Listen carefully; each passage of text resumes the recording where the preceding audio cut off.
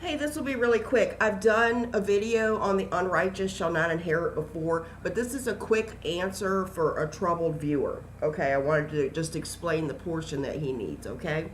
Whenever God is talking about the unrighteous, when Paul refers to them, he's talking about unbelievers.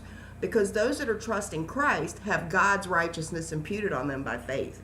And then he gives a list of sins of the unrighteous. And every person, every human being falls into one of these categories: strife, lying, thieves, adulterers, all of it. Okay? He's just listing every single person needs Christ. But I'll give you the context of what he's saying here.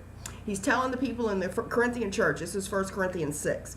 He's telling people in the Corinthian church, why are you suing each other and taking your cases before unbelievers? Don't you know the unrighteous won't inherit? You see, that's the context. Unbelievers are the unrighteous, and you'll see it. And I'll explain it here. It says, dare any of you having a matter against another go to the law before the unjust? The just shall live by faith. Okay, these are people that don't have faith in the finished work of Christ. And not before the saints. And then he goes on to say, don't you know you're going to even judge the angels? And that you can't even judge things between yourselves? And then he goes on to explain, so why are you bringing it before the unrighteous who can't rightly judge? You see? And he gives a list of the unrighteous. All right? That's all that means. That is not, the list of sins aren't about saved people that commit that sin not going to heaven. Okay? These are always unbelievers.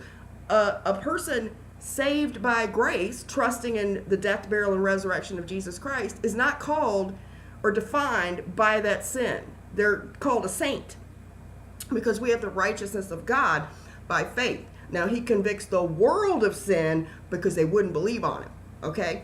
So that's not about saved people committing these sins. Okay? Because lying's in there, strife is in there.